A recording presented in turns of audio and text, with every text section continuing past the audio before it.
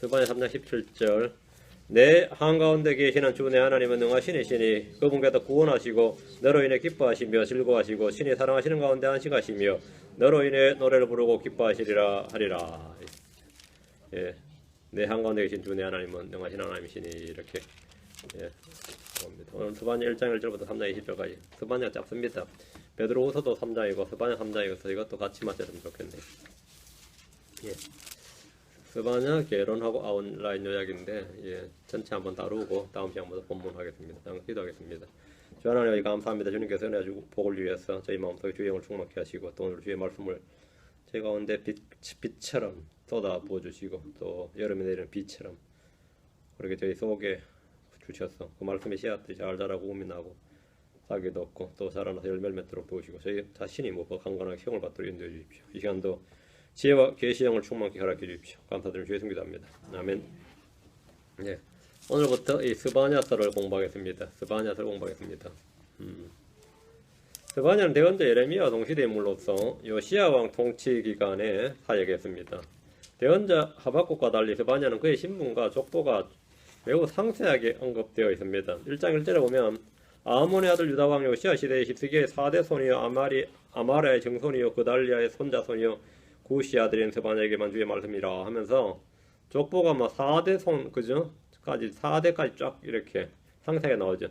그 스바냐는 왕족으로서 히스기야 왕의 4대 손으로 4대 손 히스기야 왕의 4대 손으로 왕족이었습니다. 당시 왕은 요시야였는데 유다 역사상 가장 위대한 왕 중에 한 사람이 요시야 왕입니다.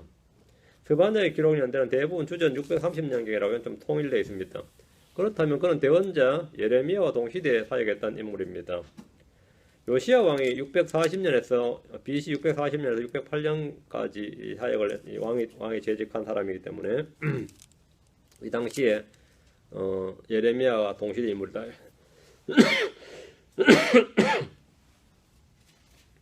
요시야 왕은 유다의 아주 개혁적인 왕으로서 영적 부흥을 주도했던 인물입니다. 유다 왕 요시야는 그가 태어나기 수백 년 전에 유다의 한 대언자의 입을 통해서 베델의 여로보암 앞에서 그 이름이 태어나기 수백 년 전에 그 이름이 선포되었던 사람이에요. 한번 같이 보겠습니다. 열왕기상 13장 2절 열왕기상 13장에서 선포되고 열왕기상 23장에서 그것이 성취된 그 인물이 이 요시야라는 사람입니다. 열왕기상 13장 2절 남북왕국이 분리되어서 이제 북왕국 여로보암 왕이 베델과 단에다가 제단을 쌓고 자기는 베델에서 분향을 했는데 유다에서 파견된 선교사죠. 그 선교사 대언자였어요. 그 사람 그냥 하나님의 사람 이름은 안 나오고 그냥 하나님의 사람이 이렇게 이제 선포를 했는데 여로보암 앞에서 뭐라고 선포했냐면 열왕기상 13장 2절에 그가 제단을 향하여 주의 말씀으로 외쳐 이르되 오 제단아 제단아 주가 이같이 말하노라 보라 다윗의 집에 요시야라는 이름의 한 아이가 태어나리니 언제? 지금 이제 북왕국 시조인 여로보암 왕이에요. 남북왕국이 갈라졌단 말이에요. 근데 그 여로보암한테 남왕국의 유다 집에 다윗의 집에 요시야라는 아이가 언젠가 태어난다는 거죠. 다윗의 집에 요시야라는 이름의 아이가 태어나리니 그가 내 위에 분양하는 산당들의 제사장들을 내 위에 허물로 될 것이요 또 사람들의 뼈를 내 위에서 태우리라. 그 제사장들 이 개혁 정책을 할 때 이거 다 없애버리고 그 무덤들 다 파헤쳐버리고 그 뼈들을 갈아버리고 뭐 이랬어요. 그리고 그 위에서 태우고 뭐 이렇게 했는데 그 일을 할 사람이 누구냐면 요시야라는 사람이라는 거예요. 요시야라는 애가 태어나면 이렇게 한다는 거죠. 북왕국 이스라엘의 초대 왕이었던 여로보암은 훗날 다윗의 집에서 태어날 요시야라는 이름의 아이가 자신의 제단을 부수고 자신의 무덤 위에서 사람들의 뼈를 태운다는 대언자의 말을 들었습니다. 그래서 열왕기하로 가서 열왕기상 13장에서 이 선포가 됐고 북왕국이 멸망했어요.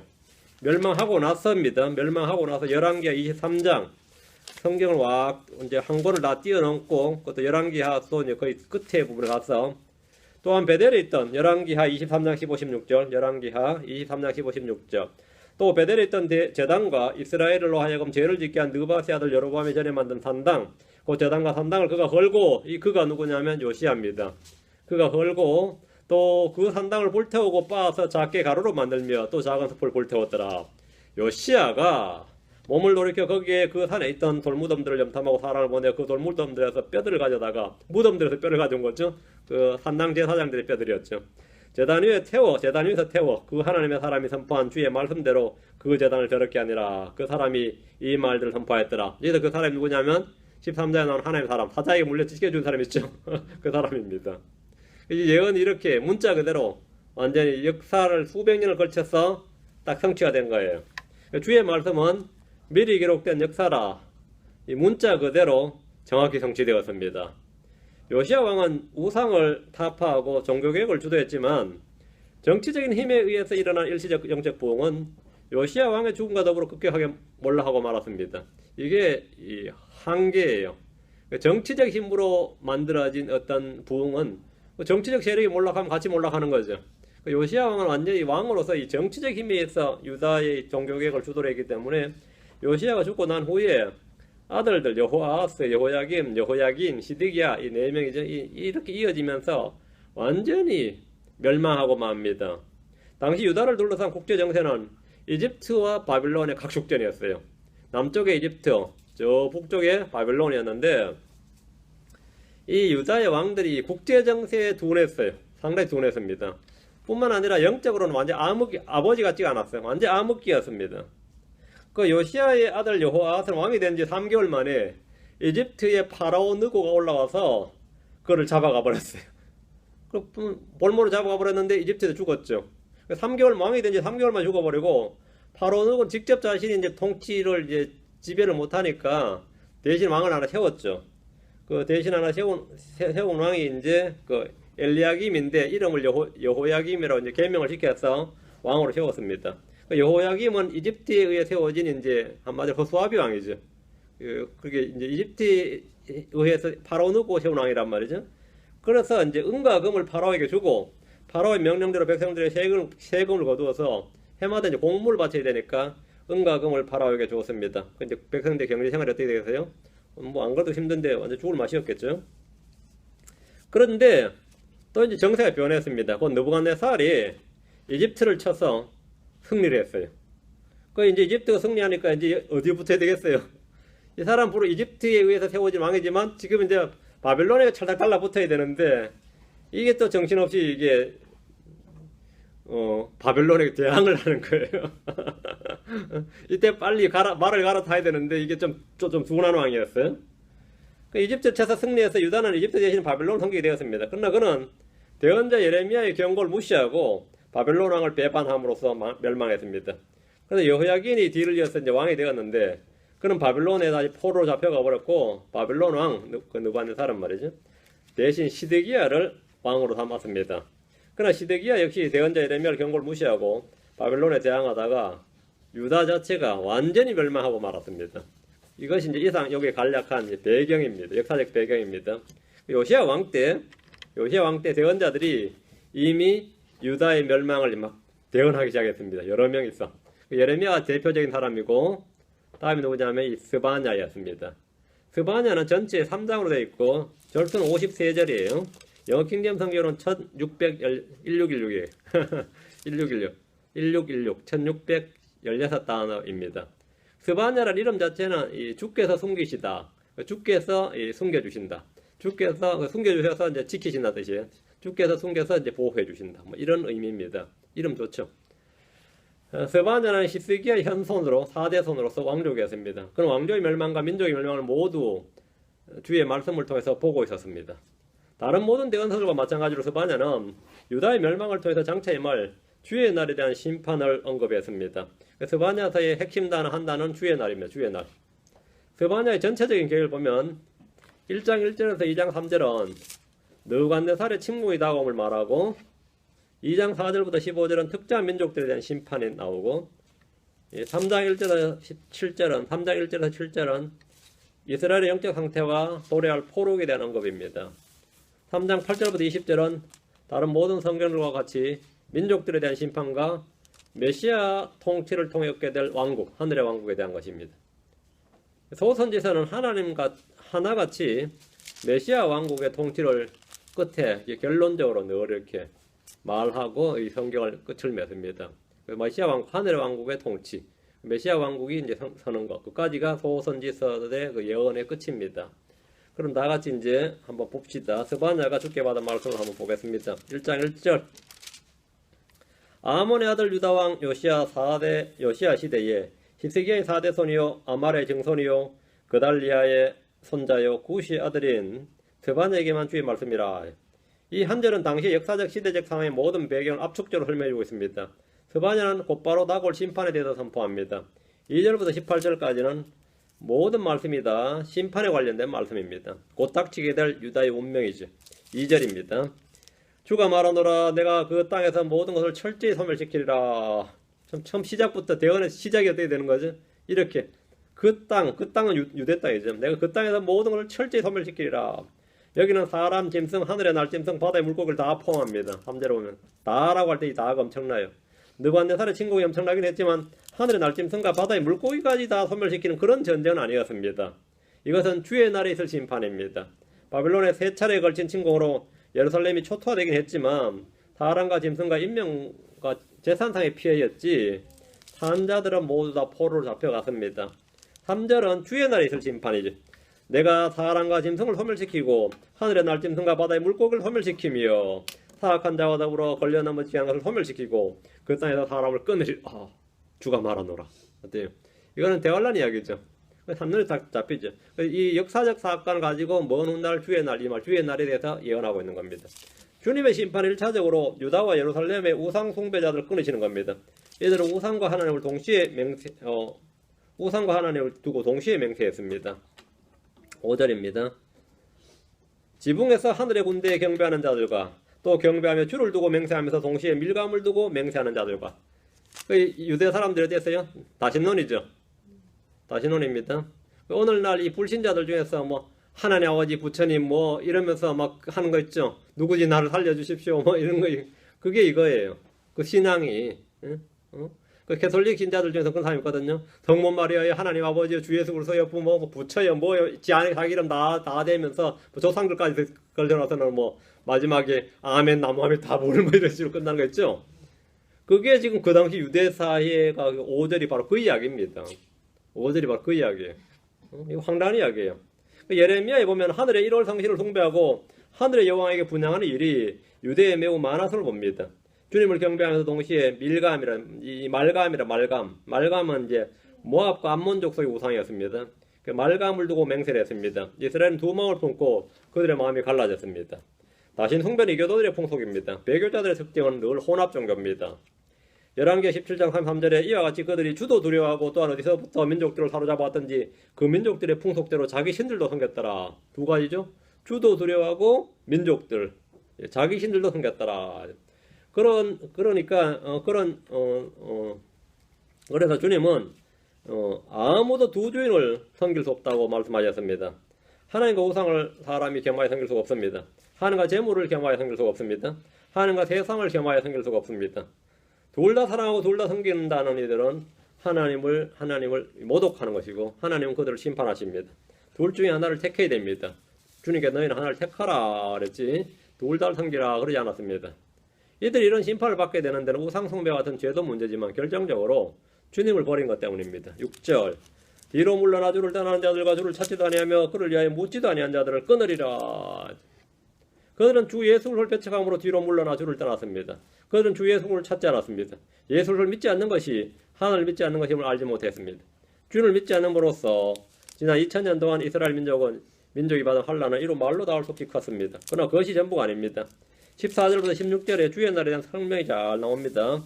자, 14절 16절 주의 큰 날이 가까이 이르렀도다. 그것이 주의 날이 가깝고도 힘이 빠르니 곧 주의 날 소리로다.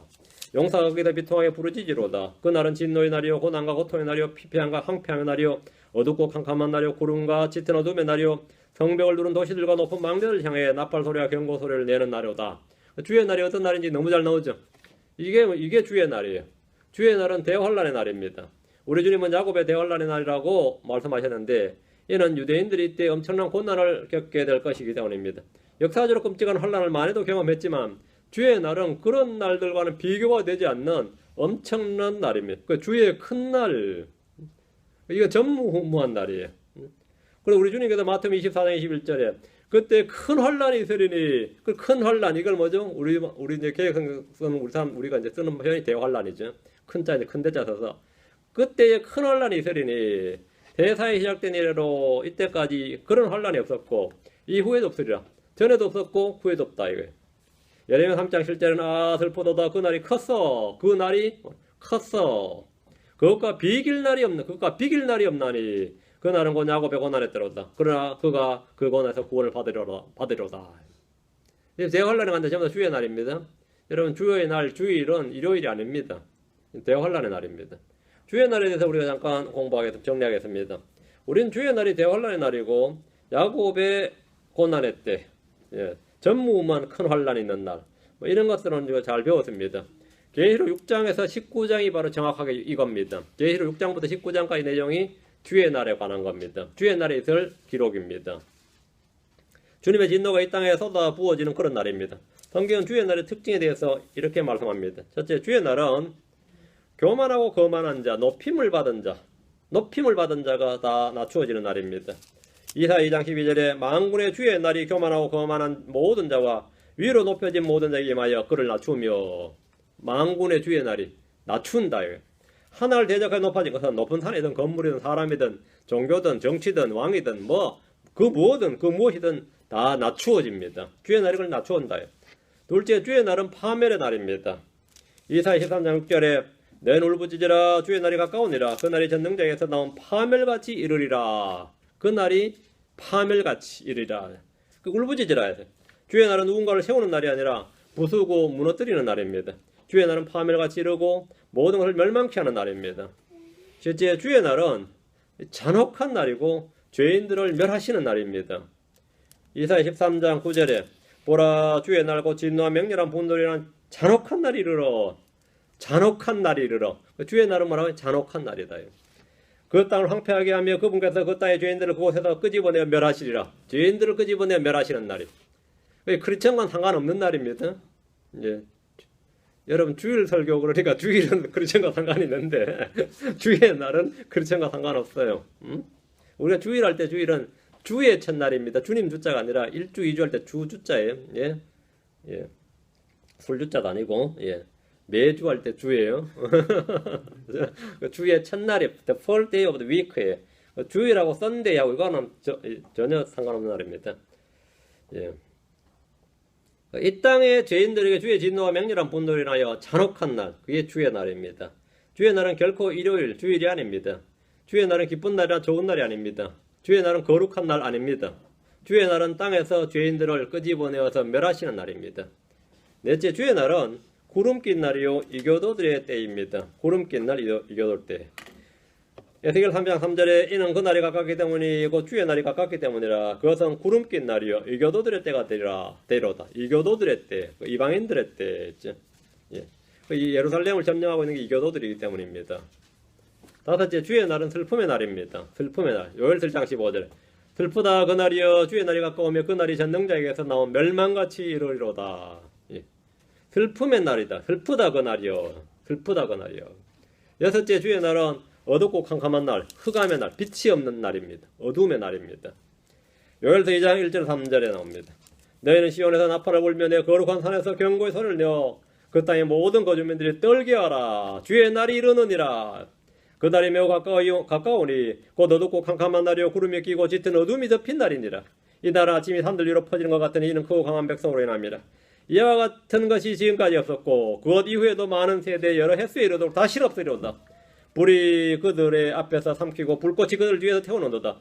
그 땅에 그들이 이르기 전에는 에덴의 동산 같으나 그들이 이른 뒤에는 황폐한 광야 같으니 참으로 아무것도 그들을 피하지 못하리로다. 이게 주의 날에 있을 일입니다. 주의 날이 지나가면 에덴 동산 같은 땅도 다 황폐하게 됩니다.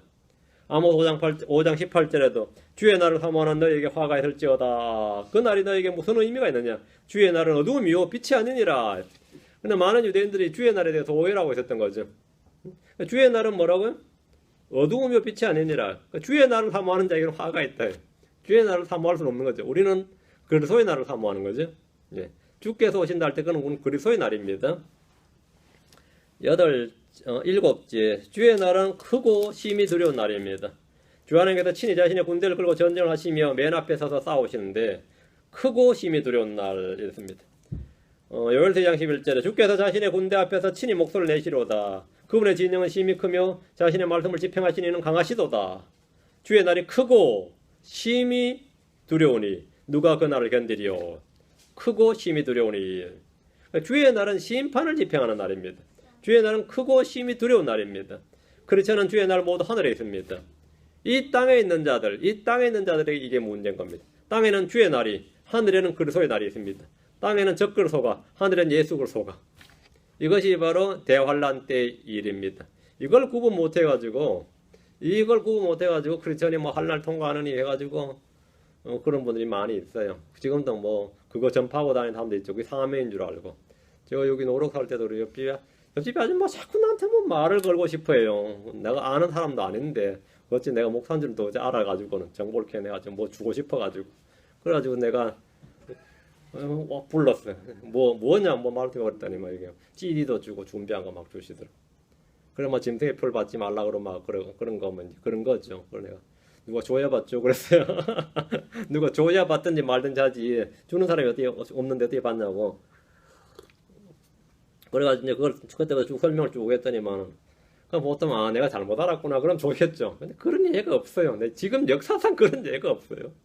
그때부터 나를 쳐다보이다고 막 그냥 쌩쌩 다 지나다니는 거예요. 그 집으로 가려면 반드시 우리 집으로 지나가야 되는데 그래 내가 또 시간 날 때마다 다 건드렸더니만 뭐 나중에 얼마나 발칵 화를 내는지 자기 믿는 것 좀 가만히 놔두라는 거야. 자기 믿는 거 가만히 놔두라는데 지금 생각이 나네. 이거 지금 말씀 전하다 보니까 참 안타까운 사람들이죠. 근데 사람 굉장히 많아요. 굉장히 사명감을 가지고 하는데요. 나중에 그러하지 문을 열어보니까 막 우리 교회에 있던 복사기보다 2배는 큰 게 딱 있고 말이죠. CD 복사기 없는 게 뭐 천단장치가 다 있어요. 그러면서 개인 사비로 그걸 다 하고 있는 거예요. 그리고 그걸 전부 돌리는 거예요. 엄청나죠. 얼마나 열심히 해요. 야, 참 그런 열정이 또 종교형은 다들 열심히 해요. 근데 복음의 영, 이 성령이 들어간 사람들은 왜 이렇게 전부 다 왜 이런 것이야. 이 종교의 영이 들어간 사람들만큼이 안 되는 거죠. 이게 참 아이러니하죠. 땅에는 주의 날이, 하늘에는 그리스도의 날이. 이게 지금 구분한가요? 지금 이 크리스천들이 킹정을 믿는 사람들도 어떻게 이해하냐면 그리스도의 날하고 주의 날이 7년 차이가 난 줄 아는 사람도 있어요. 이 대부분 난 그걸 좀 누가 질문한 것 때문에 알았어요. 그리스도의 날과 주의 날은 동시입니다. 장소가 다른 겁니다. 대상과 장소가 다른 거지. 오늘만 우리가 휴거되면 여기 땅에는 주의 날이고 하늘은 그리스도의 날이에요. 그래가지고 이게 자꾸 7년 대하려는 이제 이걸 사이에 두고 이제 앞은 그리스도의 날, 뒤는 주의 날 이렇게 갭을 두면 어떻게 되는 거죠? 성경에서 자꾸 부딪히는 부분이 생기는 거죠. 그래가지고 이제 말이 되냐고 자꾸 이제 묻더라고요. 왜 자꾸 쓸데없는 질문 하나 했더니만 이게 지금 이해하는 방식이 틀렸던 거예요. 나한테 뭐 목사님부터 저 질문하는데 우리 좀 빈대가 안 맞는 질문을 자꾸 해야 되는 거예요. 그리고 보니까 이게 지금 동시 상황을 지금 갭을 지금 몇 년을 둬버린 거지 자기 혼자. 그걸 그렇게 또 고민했을 거 아니에요. 나름대로 참 이게 참 그래서 이 교사가 필요해요. 교사가 필요해요. 그냥 교사가 아니라 유능한 교사가 필요한데 내가 이제 이렇게 설교하면 또 지자랑한다 그래. 지자랑하는 게 아니고 진짜 필요합니다. 예. 아무리 혼자 연구 열심히 해도요 배운 사람만큼 빨리 알 수는 없습니다. 진짜로. 아무리 혼자 열심히 연구해도 배운 사람만큼 빨리 깨달을 수는 없어요. 예. 배우는 게 중요하죠. 문제는 그걸 믿을 수가 없어서 문제지. 8째입니다. 주의 날은 민족들을 심판한 날입니다. 요한일서 3장 14절 많은 무리로다 판결골짜기에 많은 무리가 있으니 이는 판결골짜기에 주의 날이 가깝기 때문이로다. 모든 이교도들이 주님 앞에 나와서 심판을 받습니다. 오바댜 1장 15절에 이는 주의 날이 모든 이교도들 위에 가까이 이르렀습니다. 내가 행한 대로 내가 받으리니 너에 대한 보응이 내 머리로 돌아가려다. 그 이교도들 민족들에 대한 심판이죠. 양과 염소로 가르는 거. 민족들에 대한 심판이죠. 누구든지 예수 그리스도를 믿을 때 우리가 받을 진노는 주님께서 다 담당하셨고 대신 받으셨습니다. 그러나 주 예수를 믿지 않을 때 그들의 머리 위에 직접 주의 진노가 쏟아부어지는 겁니다. 하나님의 불같은 진노를 감당할 수 있는 육체는 아무도 없습니다. 예수님께서 나의 죄와 저주를 온몸으로 담당하셨습니다. 하나님 주시는 형벌을 다 받으셨습니다. 자, 스바냐 1장 18절에 주의 진노의 날에는 그들의 은이나 그들의 금이 그들을 건지지 못하며 재산 소용없다는 겁니다. 그 온 땅이 그의 질투에 그의 할 때 그가 그분의입니다. 그분의 질투에 불에 삼켜지리니 그가 그 땅에 거하는 모든 자를 매우 신속히 제거하리라 합니다. 주의 날에 자신을 건지는 것은 금이나 은이 아닙니다. 재물이 아무리 많아도 소용이 없습니다. 회개하고 주를 믿는 것이 전부입니다. 대언자 스바냐는 유다와 예루살렘이 주의 분노의 날을 피하는 방법을 선명하게 제시합니다. 은금 쌓으려고 애쓰지 말라. 재물이 너희를 보호해주지 못한다 이거죠. 우리의 산성과 요새 우리의 방어자는 누구라고요? 예, 하나님 예수 그리스도다 이 말입니다. 자, 스바냐 2장으로 갑니다. 2장 1, 2절. 오 아무도 원치 않는 민족아 너희는 함께 모일지어다. 참으로 함께 모일지어다. 칙령이 나아가기 전에 그날이 개같이 사라지기 전에 주의 맹렬한 분노가 너에게 이르기 전에 주의 분노의 날이 너에게 이르기 전에 그리할지어다. 뭐든지 전에 해야지 후에는 안 돼요. 전에 해야지. 주님 오시기 전에 믿어야 되고 내가 죽기 전에 믿어야 되지. 그렇죠? 전에 믿어야지 후에 믿으면 안 됩니다. 죽고 나서 믿는 건 없어요. 죽기 전에 믿어야지. 근데 많은 사람들이 이게 전도를 해보면 뭐든지 뭐라 하죠? 후회라 그래요. 은퇴한 후에, 자식들 교육시킨 후에, 장가 보낸 후에, 내가 힘이 빠진 후에. 후회는 안 돼요. 그럼 바꿔줘야 돼요. 전에.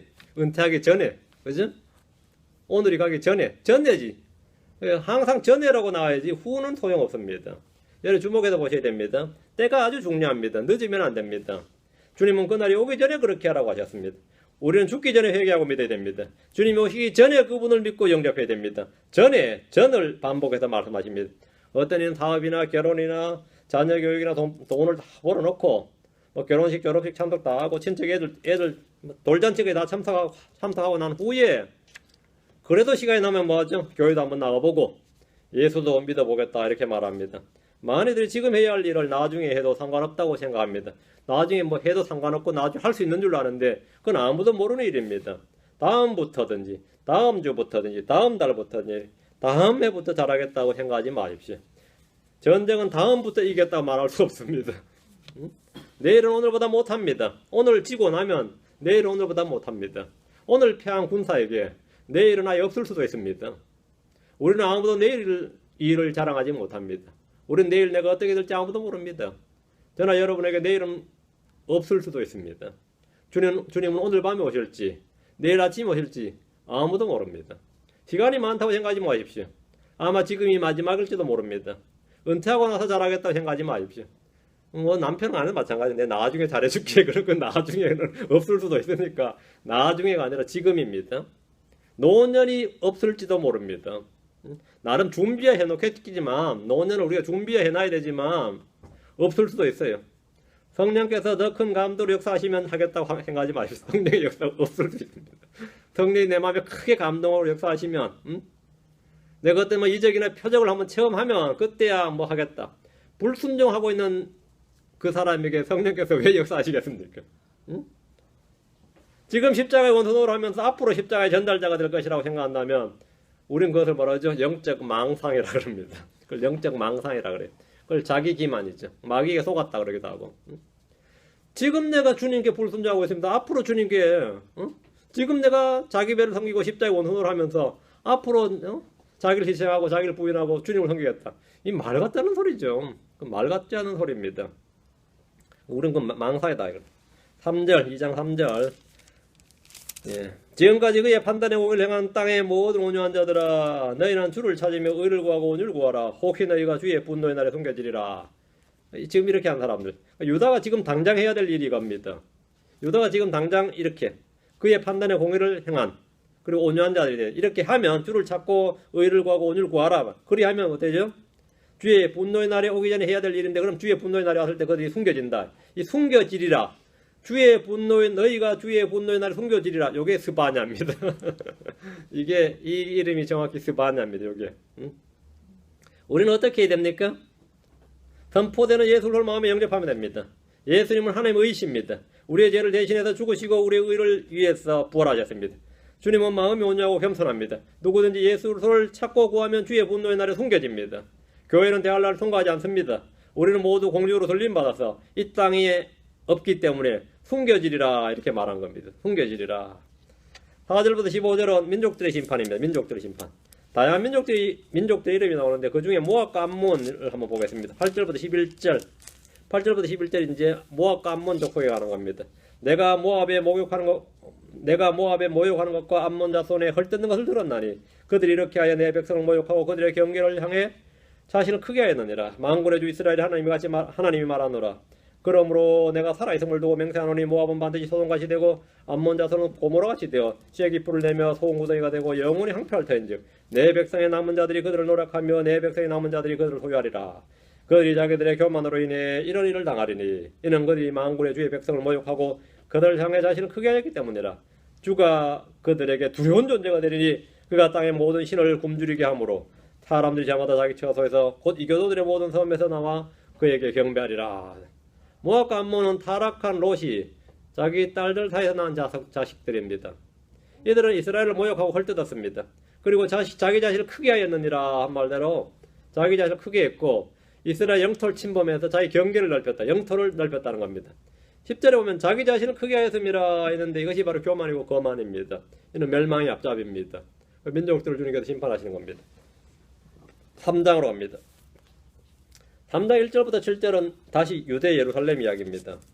예루살렘의 영적 도덕적 상태가 3장 1, 2절에 나옵니다. 불결하고 더러워진 여자 곧 학대하는 그 도시에 화가 있을지어다. 그녀가 그 음성에 순종하지 아니하며 바로잡는 것을 받아들이지 아니하고 주를 신뢰하지 아니하며 자기 하나님께 가까이 나아가지 아니하였도다. 자, 여기에 보면 이 구절, 이 1, 2절에 그 당시 유다의 상황, 영적 상태가 잘 나타나 있는데 이것이 바로 배교하는 이스라엘, 배교하는 교회, 배교하는 성도들의 모습 그대로입니다. 5가지가 나오죠. 유다는 주님의 목소리에 순종하지 않았습니다. 유다는 주님의 징계, 바로잡음을 받아들이지 않았습니다. 유다는 바로잡아 주신 것을 거부했습니다. 유다는 주를 신뢰하지 않았습니다. 유다는 하나님께 가까이 나아가지 않았습니다. 이것이 모든 배교의 원인입니다. 이것이 모든 심판의 전조라 이 말입니다. 내가 이러하다면 나한테 심판이 옵니다. 우리 교회가 이러하다면 우리 교회 심판이 오는 겁니다. 우리 민족이라면 우리 민족의 심판이 옵니다. 이것이 모든 심판의 전조, 증세입니다.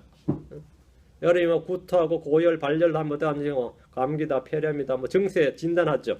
그와 같은 그 진단, 증세가 나타난단 말이죠. 각 민족이 멸망하기 전에 나타나는 증세, 진단이 뭐냐면 이거다 말이죠. 이 1, 2절이다 말입니다.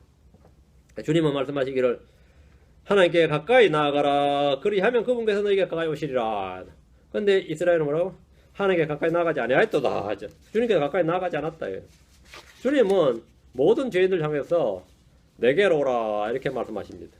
주님은 범죄한 이스라엘 향해서도 이사야 1장 18절에 주가 말하노라 이제 오라 우리가 함께 변론하자. 너희 죄들이 주홍과 들지라도 눈같이 희게 될 것이요 진홍같이 붉을지라도 양털같이 되리라 이렇게 말씀하셨습니다. 그러나 이들은 주님께 가까이 나가지 않았습니다. 4절 5절은 공의가 무너진 사회에 타락하고 부패한 모습입니다. 위로는 정치인들, 종교 지도자로부터 시작해서 사회의 전 분야의 모든 구석구석이 얼마나 타락했는가를 잘 보여줍니다. 우린 때로 신문이나 뉴스를 통해서 이 고위공직자들이나 뭐 정치인들이라든가 기업가들이라든가 아니면 교육자들, 종교인들의 비리와 부정을 많이 접합니다. 그럴 때마다 사람들이 막 분노하고 통탄합니다. 그들은 그렇게 해서는 안 된다고 믿는 거죠. 그들은 그렇게 해서는 안 된다고 믿는 거예요. 그러나 실제로 그런 부패와 비리와 속임수는 꼭 고위공직자들이나 권세가들에게만 있는 것이 아닙니다. 시장에 나가보면 저울을 속이는 장사꾼들이 넘칩니다. 값을 속이고 상품을 속이고 품질을 속이고 헛되이 과장하고 부풀리는 이런 민초들의 일상생활입니다. 여러분이 뭐 순박한 농부 그런 말은 없어요.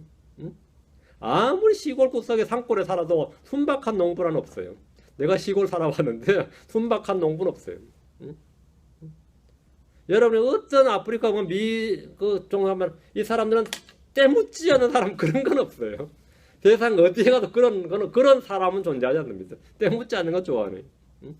어느 섬에 가서 도시 문명과 완전히 단절된 사회에 가도 이 죄는 밖에서 내 안에 들어온 게 아니에요. 내 속에서 나가는 것이지. 내 속에 나가는 거지. 어떤 사람이 이 서구 유럽 사회의 한멸을 느껴서 타히티 섬으로 갔거든요. 거기서 진정한 자연과 자연으로 돌아가자. 이 옛날 자연주의 철학이 유행할 때 가서 타히티 섬에 가서 살아보니까 이거는 대도시의 이 도시 생활에 하는 것보다 더 인간의 그 정당한 걸 보고 완전히 이 양반이 절망을 했어요. 그 양반이 뭘 사람을 모르는 거죠. 사람을 모르는 거죠.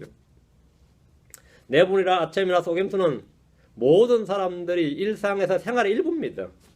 하나님의 백성이나 율법을 받은 그들이지만 이런 삶은 이방세계 이교도들과 전혀 다를 바가 없었습니다. 성도들은 어떻습니까? 주일 설교를 듣고 일터에서는 여전히 세상 사람들과 전혀 구별이 가지 않는 언행을 삼고 그런 삶의 가치관을 가지고 있을 경우에 주님은 슬퍼하십니다. 우리는 또 다들 또 그렇게 안 살 수가 없다고 또 한탄하죠. 세상 살다 보니 그렇게 안 살 수가 없다고 뭐 이러잖아요. 응? 자, 7절 봅니다. 내가 이르기를 내가 반드시 나를 두려워하고 교훈을 받으라. 그리하면 내가 아무리 그들을 벌하였다 해도 이처럼 그들의 거체가 끊어지지 아니하리라 하였으나 그들이 일찍 일어나 자기들의 모든 행위를 썩게 하였느니라. 예. 이건 내가 이르기를 내가 반드시 나를 두려워하고 교훈을 받으리라 이래 됐죠. 받으리라를 리자를 빼세요. 받으라. 교훈을 받으라. 주님이 명령입니다. 교훈 받으라고요. 받으리라가 아니라 받으라. 유다는 주님을 두려워하고 교훈을 받으면 거처가 끊어지는 그런 심판을 피할 수 있습니다.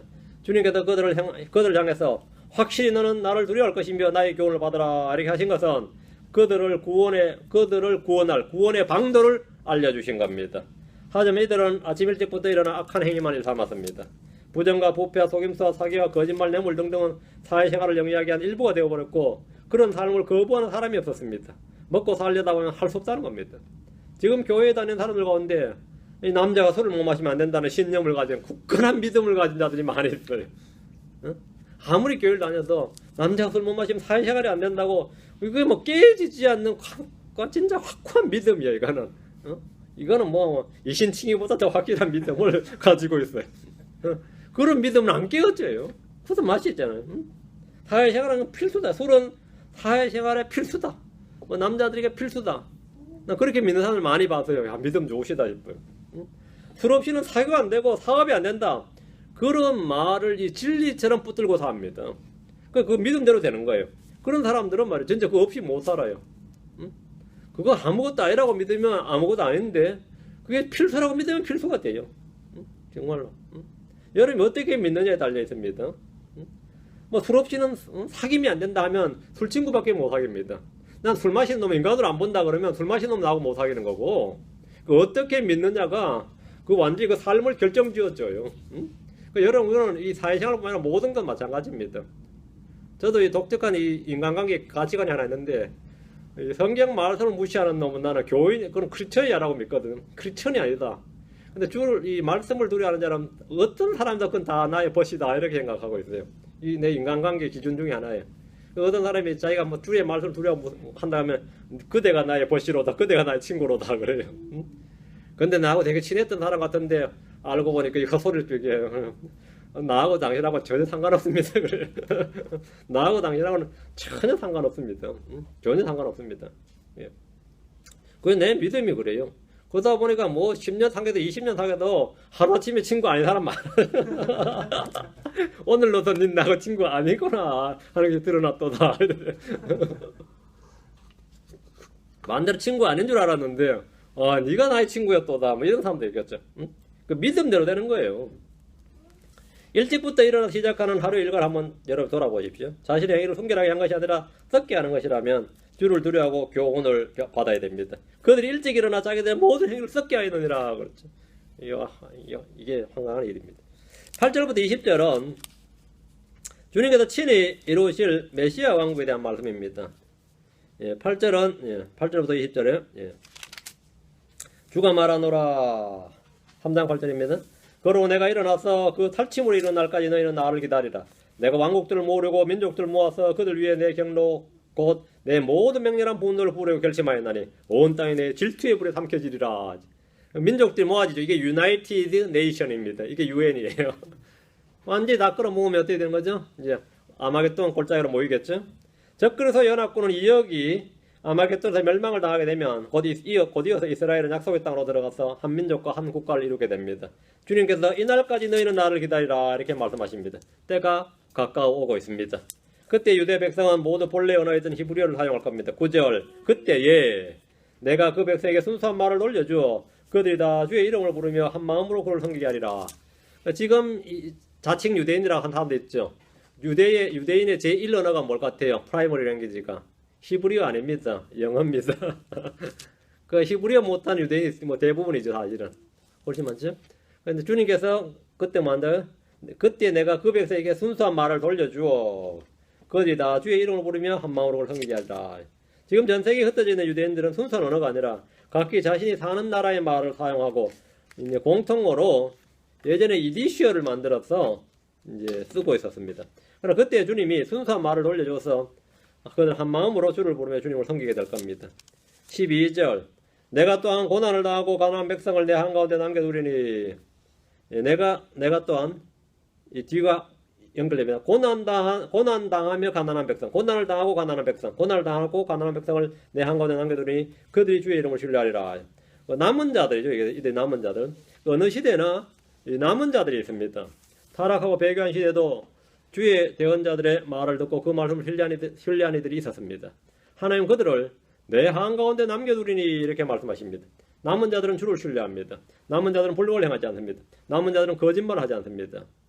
자, 13절 이스라엘의 남은 자들이 불법을 행하지 아니하고 거짓을 말하지 아니할 것이요 그들의 입에서는 속이는 혀를 찾지 못하리라. 그들이 먹고 누울지라도 아무도 그들을 두렵게 하지 못하리라. 우리는 남은 자들, 이기는 자들, 한란 성도의 특징이죠. 믿는 자, 크리스천들은 믿는 자들이 구원을 받죠. 믿는 자가 이기는 자가 되는 거죠. 대환란 때 남은 자, 이기는 자들이 구원받습니다. 우리는 다수가 되지 않고 남은 자가 되야 돼요. 소수의 남은 자가 되어야 됩니다. 우리는 언제나 이 길을 서야 돼요. 이 길을 가야 돼요.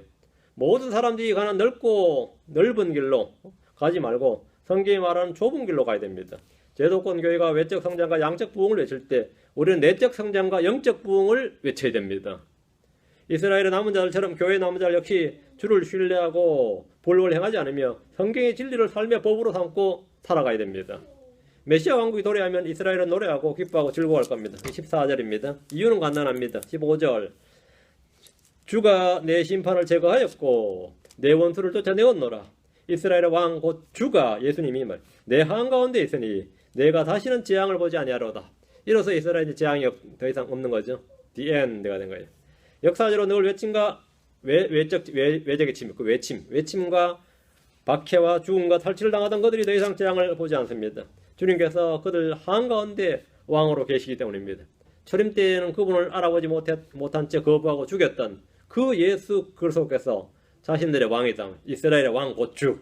그 예수 그리스도께서 만화의 왕이시고 만주해 주시고 유대인의 왕이시고 이스라엘의 왕이시고 성도들의 왕이시고 그래서 예루살렘의 성전에 앉아서 왕자에 앉아서 다스리십니다.